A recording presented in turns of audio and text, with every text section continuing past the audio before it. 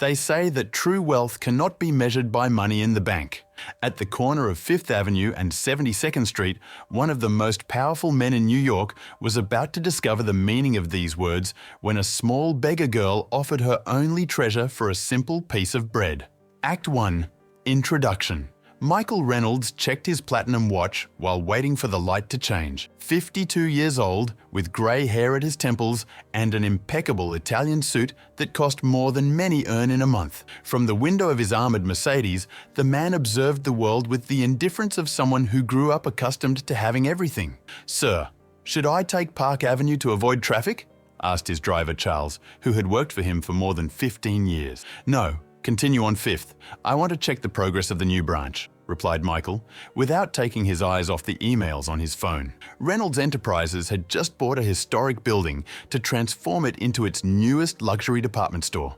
It was his 30th venture in the city. Michael was the sole heir to the Reynolds Empire, a chain of luxury stores created by his father. Since taking over the business at 30, he had tripled the family's wealth. His success was built with calculated coldness and ruthless decisions. "Feelings don't generate profit," he used to say in interviews. His cell phone rang. It was Diane, his ex-wife. "Michael, you forgot again. Sophia has been waiting for almost an hour." He closed his eyes for a moment. His 16-year-old daughter should have been picked up for the weekly dinner they shared, the only vestige of a relationship they maintained after the turbulent divorce 3 years ago. "Tell her I'm on my way. An emergency came up at the company." Something always comes up, doesn't it? Diane's bitter tone still bothered him. One day she'll stop waiting. Michael hung up without responding. He loosened his tie slightly and took a deep breath. The light changed and the car continued down 5th Avenue. The Mercedes glided like an isolated bubble through the busy city. Inside, silence and perfect air conditioning. Outside, Manhattan's usual chaos. When the car stopped at the next light, Michael saw from the corner of his eye a small figure approaching the passenger window. A girl, no more than 8 years old, timidly knocked on the glass. Charles looked in the rearview mirror, waiting for instructions. "Ignore," said Michael, turning his attention back to his phone screen. But the girl insisted, her brown eyes fixed on his. She had dark, unkempt hair tied in a loose braid. Her clothes were clean but visibly worn and too big for her thin body. What caught Michael's attention, however, was the expression on her face. It wasn't one of desperation or pleading, but of dignity that seemed out of place in someone so young and obviously in need. "Open the window," Michael ordered, surprising himself.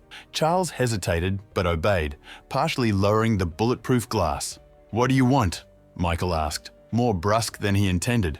The girl was not intimidated. She brought her hand to her neck and removed a necklace, a simple piece with an oval pendant. Her small fingers held the object as if it were the most precious treasure. "Can I trade my necklace for a piece of bread?" she asked, with a clear voice and an accent that revealed her Hispanic origins. "I haven't eaten since yesterday." Michael stared at the child, feeling a wave of discomfort. It wasn't uncommon to see beggars in New York, and normally he barely noticed them. But something about that specific request, not for money, but for food, offering in exchange her only valuable possession, pierced the armor of indifference he had built over decades. "Where are your parents?" he asked, still not taking the necklace. "My mother is sick. We live over there." She vaguely pointed to a side street. The light turned green and cars behind began to honk.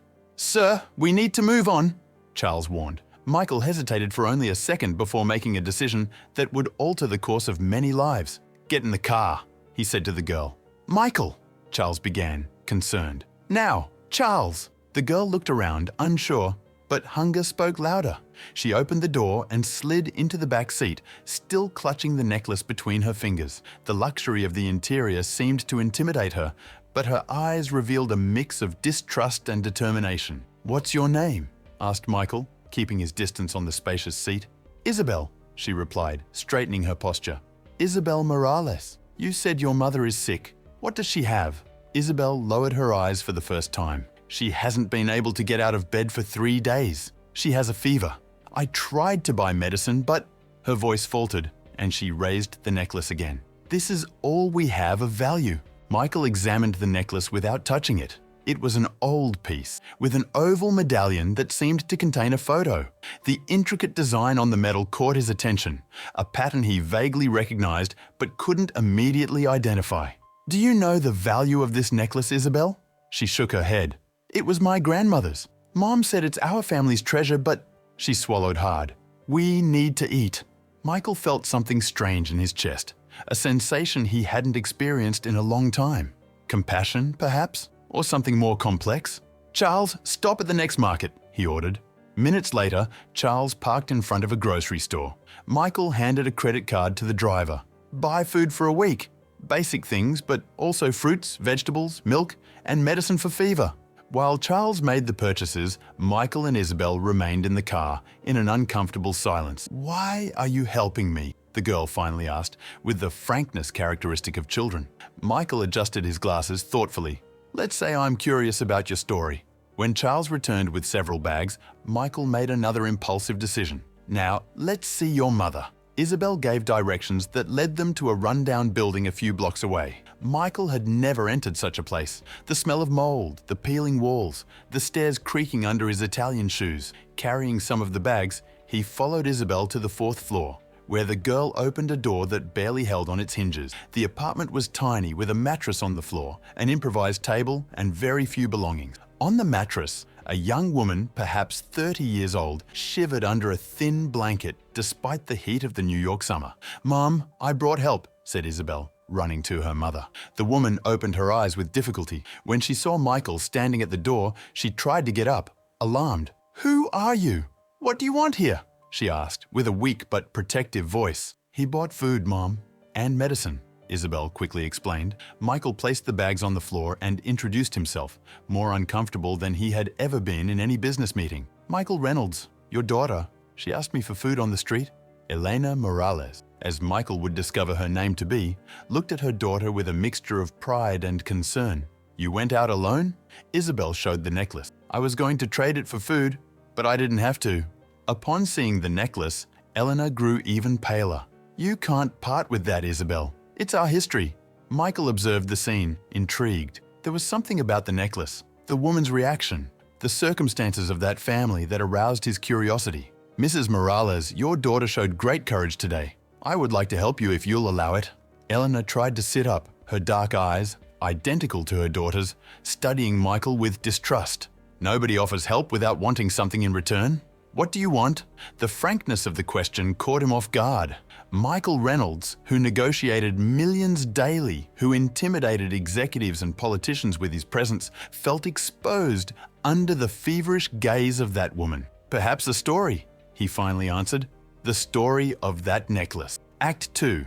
Development of conflict. In the following 2 weeks, Michael found himself dividing his time between the obligations of the Reynolds empire and almost daily visits to the Morales' small apartment. He had paid 3 months of overdue rent, secured medical care for Eleanor, and enrolled Isabel in a nearby private school. Eleanor, now recovered from the pneumonia that had almost killed her, watched with caution the growing closeness between the billionaire and her daughter. The math lessons he offered Isabel transformed into long conversations about history, art, and dreams. The girl, naturally brilliant but deprived of opportunities, flourished under Michael's attention. "You don't need to do all this," Eleanor said one afternoon as they watched Isabel practicing on a violin that Michael had given her. "You've already helped us more than anyone ever has." Michael observed the woman from the corner of his eye. Eleanor Morales had a serene beauty that was beginning to reveal itself now that her health was returning. Her eyes, however, never lost that shadow of distrust. "Isabel is an extraordinary child," he replied. "It would be a waste not to invest in her potential." "We are not one of your charity projects," Elena retorted, with a dignity that reminded him of Isabel in their first encounter. Michael smiled, recognizing the wounded pride. "Believe me, Mrs. Morales, I have selfish motives too." Elena frowned. "The necklace. You still want to know about it?" "I admit I'm curious." Eleanor hesitated, her fingers unconsciously touching the medallion she now wore again around her neck. "There are family stories that are better left in the past." That same night, Michael had dinner with his daughter Sophia in the apartment he maintained in the Upper East Side, a minimalist and impersonal penthouse, decorated by professionals to look like a page from an architecture magazine. "I heard you're helping some beggar," commented Sophia, picking at her salad without interest. At 16, she was the image of her mother, blonde, elegant, and with that same judgmental look that so irritated him in Diane. "Who told you that?" "Charles told Margaret, who told Mum, who told me." She shrugged. "Why do you care about these people when you barely have time for your own daughter?" The accusation hit Michael like a slap. "It's not quite like that, Sophia." "It's exactly like that, Dad. You preferred your company to us, and now you prefer strangers to me." She put down her fork. "Can I leave? I have a test tomorrow." Michael let her go without arguing, feeling the weight of the truth in her words. Why did Isabel affect him so much? What was it about that small family that attracted him like a magnet? The next morning, while reviewing contracts in his office on the 40th floor of Reynolds Tower, Michael received an unusual call from his personal lawyer, James Bennett. "Mike, I need to talk to you in person. It's about your father." An hour later, James entered the office carrying an old folder. His normally impassive face showed signs of concern. "We're about to sign the purchase of the property on the Bowery as you requested, but we found something strange in the historical research of the property." He opened the folder, revealing yellowed documents. The land belonged to a Hispanic family until 30 years ago. Morales. Recognized the name. Michael felt a chill. "What do you mean? Your father acquired the land in 92, but there are irregularities in the process. It seems the family was persuaded to sell for much less than the real value." "My father wouldn't do that," Michael replied automatically. But a doubt was already forming in his mind. Arthur Reynolds had been a ruthless businessman, and Michael had always known there were secrets in his meteoric rise. "There's more," continued James, visibly uncomfortable. "The Morales family suffered an accident shortly after the sale. The parents died. The daughter survived. Eleanor Morales." Michael's blood froze in his veins. "Are you suggesting my father had something to do with this?" "I'm not suggesting anything, Mike, but these documents raise questions, and there's mention of a family jewel that was appropriated during the process." James hesitated. "A necklace with a medallion." Michael dismissed the lawyer and remained alone in his office for hours, digesting the information. Was it possible that his fortune was built not only with hard work, but also with the destruction of innocent lives? And by a terrible coincidence of fate, had the granddaughter of the wronged family crossed his path? Or was it no coincidence at all? That night, he drove personally to the Morales' apartment. Eleanor answered the door, surprised by his unannounced visit. "Michael, Isabel is already asleep. I didn't come to see Isabel. We need to talk." Eleanor's expression changed upon noticing the gravity in his face. She led him to the small kitchen, now stocked with food and new utensils. "You already knew who I was from the beginning, didn't you?" Michael asked directly. "You knew it was my father who destroyed your family." Elena showed no surprise, only a deep sadness. "So you finally discovered. Why didn't you say anything? Why did you allow me to get close to Isabel?" Elena touched the medallion on her neck. "When Isabel came home with you, I immediately recognized your surname. Reynolds, the man who took everything from my parents." Her voice trembled. "I thought about sending you away, about protecting Isabel from you, but then I saw how you looked at her, with guilt, with remorse." "I didn't know," Michael defended himself. "I had nothing to do with what my father did. Didn't you?" Elena opened the medallion, revealing an old photograph of her family. "You built an empire on land that was ours. You live in luxury while I grew up an orphan. And now you want to clear your conscience by helping a street girl." Michael felt the weight of the accusations. "What do you want from me, Eleanor?" "Revenge. I want justice," she replied simply. "And not just for my family, but for all the others that your company destroyed over the years." When Michael left the apartment hours later, his mind was racing. Eleanor had told painful details. How her father had been threatened to sell the land. How the police ignored their complaints. How the accident that killed her parents happened just when they were planning to take the case to the press. And worse, it wasn't an isolated case. Arthur Reynolds had built his empire on similar practices, according to Eleanor. She had researched for years, collecting stories of other families. Michael spent the night awake, searching through company files on his laptop. With each document he found, each pattern he recognized, he felt himself sinking into an abyss of guilt and shame. The fortune that had always defined him, that he considered his greatest legacy, was stained with blood. The next morning, he called James. "I want you to investigate everything about Reynolds' acquisitions over the last 40 years. I want names, stories, details, especially cases involving suspicious expropriations. "Mike, this could destroy the company," James warned. "Then let it be destroyed." In the following weeks, Michael immersed himself in a frantic investigation of his own family past. At the same time, he continued visiting Isabel and Eleanor, torn between the desire to compensate them and the shame of facing them. Isabel, oblivious to the tension between the adults, flourished with the new opportunities. Her talent for music proved extraordinary, and she spoke enthusiastically about being a professional violinist one day. "My grandmother also played the violin," she told Michael one Sunday while they practiced together. "Mom says I inherited her talent." Michael smiled sadly. Isabel's grandmother probably never had the chance to fully develop her talent. Another victim of Arthur Reynolds' methods, Sophia began to notice the changes in her father. His distraction in board meetings, his sudden interest in social projects, the nights he spent reviewing old documents. "What's happening to you?" she asked during one of their rare dinners. Michael hesitated, unsure if he should share the burden he carried with his teenage daughter. But Sophia deserved to know the truth about the legacy she would one day inherit.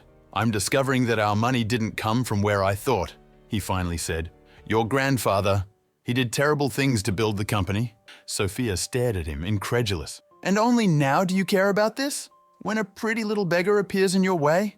"Don't speak about her like that," Michael reacted, more harshly than he intended. "You're different," Sophia accused. "You're throwing everything away because of these people." The discussion ended with Sophia storming out, refusing to speak to her father in the following weeks. Michael found himself increasingly isolated.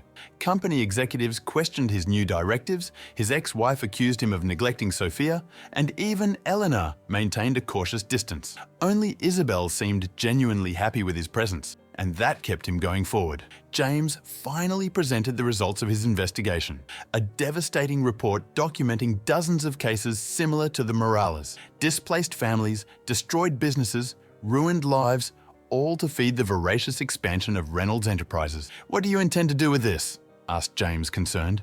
Michael observed the panoramic view of Manhattan through his office window, feeling the weight of each skyscraper, of each sign with the Reynolds name. "I'm going to fix everything," he replied simply. Act 3. Crisis and Confrontation. The headline in the New York Times the following morning shocked the financial world. Reynolds' heir announces billion-dollar fund to compensate company's victims. Michael had given an exclusive interview, revealing parts of the investigation and committing to allocate half of his personal fortune to compensate the affected families. The reaction was immediate and devastating. Reynolds Enterprises' shares plummeted. The board of directors called an emergency meeting, and Michael was flooded with furious phone calls from other shareholders, including his ex-wife. "Have you gone mad?" shouted Diane on the phone. "You're destroying Sophia's future."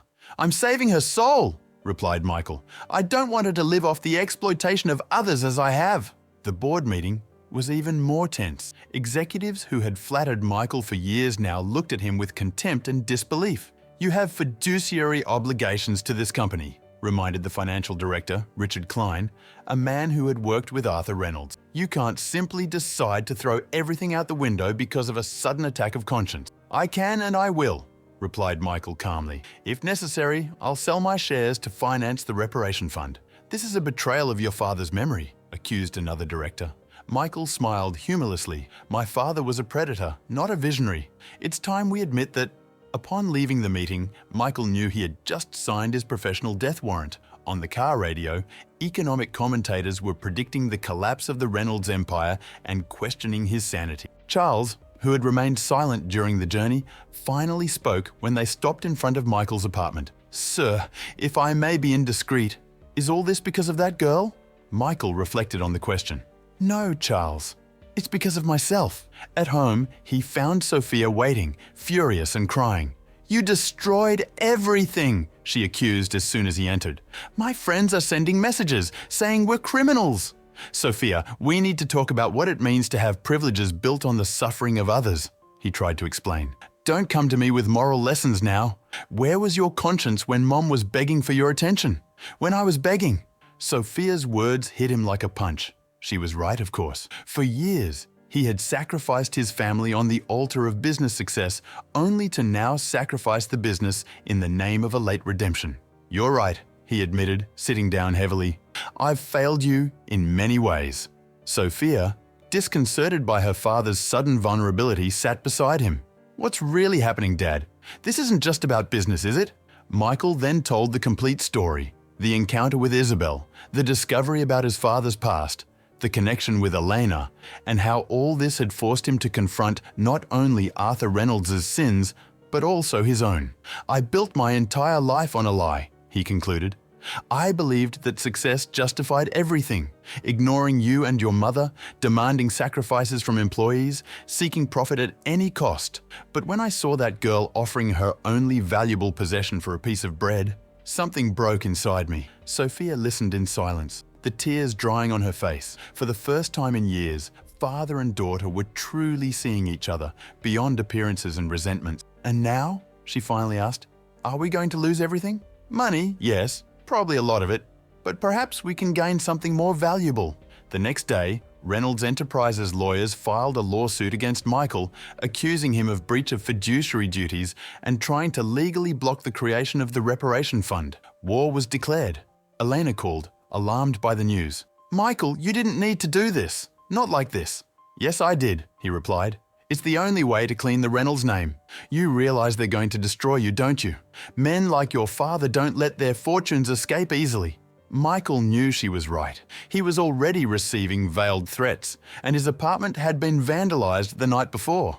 The word "traitor" spray-painted on the door. Richard Klein, the financial director, requested a private meeting and appeared in Michael's office with a folder similar to the one James had brought weeks before.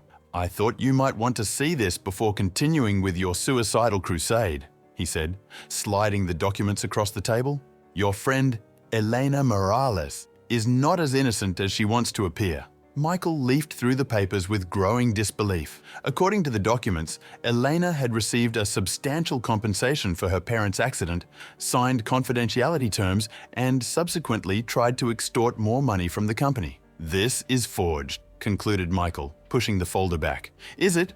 Why don't you ask her about the monthly payments she received for years, or about how she suddenly stopped receiving them 2 months before her daughter accidentally found you?" Michael dismissed Klein, but the doubts gnawed at him. That night, he drove to the Morales apartment without warning. He found Elena alone. Isabel was at her music lesson. "Did you plan all this?" he asked without preamble, throwing Klein's documents on the table. "Isabel approaching me on the street. The necklace story. Was it all an elaborate revenge?" Elena examined the papers, her face paling. "They forged my signature. I never received a cent for my parents' death. And the fact that Isabel found me? The coincidence is hard to believe." Elena took a deep breath, her eyes filling with contained tears. "It wasn't a coincidence. I had been watching you for months, studying your habits, your roots. I wanted to confront you, make you see what your family destroyed.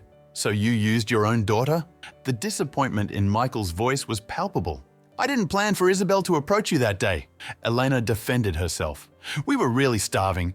The plan was for me to confront you myself, but I got sick. Isabel, she must have heard me talking about you, about the necklace." Michael stepped back, unable to process the betrayal.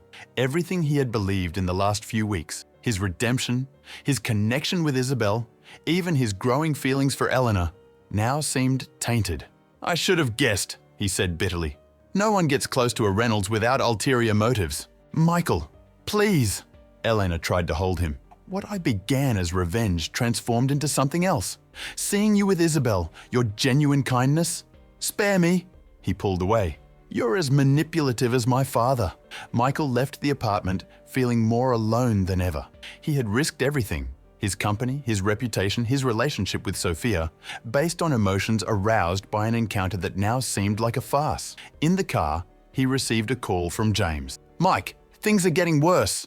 The board is calling an extraordinary meeting to remove you, and there are rumors they're preparing criminal charges." "What charges?" "Fraud, market manipulation, insider trading. They're playing hardball." Michael hung up, feeling cornered. Perhaps Eleanor was right. Men like his father wouldn't let their fortune escape easily. The difference was that Arthur Reynolds would have fought with the same dirty weapons. Michael wasn't sure if he was willing to do the same. Back at his apartment, he found Sophia waiting again, but this time her countenance was different. "I went to visit Isabel today," she announced. I wanted to meet the girl who changed my father. Michael was surprised. And she's special, Sophia admitted reluctantly. She keeps her violin in her room like it's a treasure, and she knows everything about you, about your grandfather, about our company. She doesn't seem to me to be part of a scam, Dad. Sophia's words planted a seed of doubt in Michael. What if Elena had told the truth? What if her intentions had changed along the way? The shareholders' meeting was scheduled for the next morning. During the night, Michael reviewed all the documentation he had collected, looking for something he could use to defend his position. Among the files, he found an old photo. His father alongside Eleanor's father, both smiling in front of a small music instrument store. The date on the back indicated the photo was taken weeks before the supposed forced sale of the land. That didn't make sense. If Arthur Reynolds and Eleanor's father had been friends, how could he have betrayed the family so coldly afterward? Michael didn't sleep. At 5 in the morning, he drove to the cemetery where his father was buried and remained before the grave for almost an hour, as if he could extract some truth from Arthur Reynolds's mortal remains. "What did you really do?" he murmured to the silent tombstone. The answer wouldn't come from the dead, but perhaps from the living. Michael drove to Martha Reynolds' house, his mother, who had lived reclusive on the outskirts of the city since her husband's death. Martha, a fragile 70-year-old woman who rarely spoke about the past, was visibly disturbed when Michael showed her the photograph. "Where did you find this?" she asked with a trembling voice. "In the company archives. Who was he, Mother?" "The man next to Father." Martha touched the image with wrinkled fingers. "Antonio Morales. He and your father were partners in the beginning, before Reynolds became what it is today." "Partners?" Michael leaned forward, incredulous. "The records show that Father bought the land from him at a ridiculous price." Martha looked away. "There are things about your father that you don't know, Michael. Things he made me promise never to tell." With gentle insistence, Michael finally extracted from his mother a very different story from what Eleanor believed, and from what he himself had constructed in recent weeks. Arthur and Antonio had been not only partners, but close friends. The first Reynolds store was opened with capital from both. When the opportunity to expand arose, Antonio hesitated, preferring to keep the business small and family-oriented. Arthur, always ambitious, bought his friend's share and continued alone. Years later, when Reynolds was already thriving, Antonio sought Arthur in financial difficulties. His music instrument store was failing, and he needed a substantial loan. "Your father lent the money without hesitation," Martha recounted. "But when Antonio couldn't repay, Arthur found himself forced to accept the land as payment. It was Antonio who insisted." "And the accident?" Martha lowered her eyes. "It was really an accident, but the circumstances, Arthur felt responsible. Eleanor was only 12 when she lost her parents. Your father arranged for her to be raised by relatives and secretly sent money for her support and education. She never knew. Arthur thought she would blame him for her parents' death. Perhaps he was right." Michael left his mother's house stunned. The story Eleanor believed, which had fueled her desire for revenge for years, was based on assumptions and half-truths. But how could he make her see this now, after everything that had happened? On his way to the shareholders' meeting, Michael made a detour to the Morales apartment. He found only Isabel, who was practicing her violin. "Where is your mother?" he asked. "She went to talk to a lawyer," replied the girl, lowering the instrument. "She's worried about you." Michael sat down, observing Isabel with new eyes. No matter what Eleanor's initial intentions had been, this child was innocent, and her talent with the violin, perhaps a legacy from her shopkeeper grandfather, was genuine. "Isabel, I need you to tell me the truth. What did your mother tell you about me, about my family?" The girl hesitated. "She said your father did bad things to my grandparents, but she also said that you are different, that you're trying to fix things. And that day, when you asked me for bread in exchange for the necklace, did you know who I was?" Isabel vehemently denied. "I was really hungry. I saw your nice car and thought you could help." Michael believed her. The sincerity in her eyes couldn't be faked. "Do you really like me? Or did your mother ask you to pretend?" The question made Isabel's eyes fill with tears. "I like you. You teach me things. You listen to me. You make me feel important." Michael hugged the girl, feeling a lump in his throat. "You are important, Isabel. Very important." He left the apartment with a clarity he hadn't felt in weeks. The shareholders' meeting awaited, and Michael Reynolds finally knew what he needed to do. The meeting room of Reynolds Enterprises was packed when Michael entered, 30 minutes late. Executives, lawyers, shareholders all observed him with a mixture of curiosity and contempt. At the center of the main table, Richard Klein smiled in anticipation of triumph. "Ladies and gentlemen," began Michael, his voice firmer than it had ever been, "today, we are not just deciding the future of a company. We are deciding what kind of legacy we want to leave." He then narrated the true story of Arthur and Antonio Morales, presenting documents and testimonies he had collected in the last hours. He spoke about the friendship between the two men, about how business can separate people, about how misunderstandings can transform into family legends of villainy. "My father made mistakes, as we all do. He was ruthless in business, but he wasn't the monster I came to believe he was. And I am not my father." The audience observed in silence, some clearly touched by the story, others impatient. "What does this have to do with your attempt to dismantle the company?" asked an elderly shareholder. "I'm not trying to dismantle Reynolds, I'm trying to transform it into something better, something that can be a positive legacy for future generations." Michael then presented his true proposal, not just a reparation fund for specific cases of corporate misconduct, but a complete restructuring of the company, incorporating principles of social responsibility, transparency, and ethics. "You can remove me today if you want, but know that I am willing to use every cent of my personal fortune to fight for what I believe and to protect those who were harmed along the way." The vote was close. Michael kept his position by a minimal margin, but with reduced powers and under constant surveillance from the board. It wasn't a complete victory, but it was a start. As he left the meeting, he found Elena waiting in the building's lobby. Her face showed signs of a sleepless night. "Sophia told me what you discovered," she said. "About your father and mine?" Michael nodded. "You built your entire life around a story that wasn't completely true." "Just like you," replied Elena. "Both defined by what we thought we knew about our parents." They walked to a nearby cafe, where they talked for hours. Elena admitted that she had initially planned to use Isabel's encounter to extract some kind of confession or compensation, but that her feelings had changed as she got to know him better. "I wanted to hate you," she confessed. "It was easier to blame the Reynolds for everything bad in my life than to accept that the world is more complicated." Michael held her hand across the table. "I still want to help you and Isabel, not out of guilt or obligation, but because I care about you." Eleanor hesitated. "How can I trust that? How can I be sure it's not just another way to ease your conscience? I can't prove my intentions. I can only ask you to observe my actions from now on." When they returned to Elena's apartment, they found Isabel and Sophia practicing violin together. Seeing the two girls, so different in their origins, so similar in their talent and determination, gave Michael an idea of what the future could be. Act 4. Resolution. 6 months later, the auditorium of the Juilliard School of Music was packed for the winter recital. Among the young talents who would perform that night, Isabel Morales had earned a prominent position after being accepted with a full scholarship to the program for exceptional students.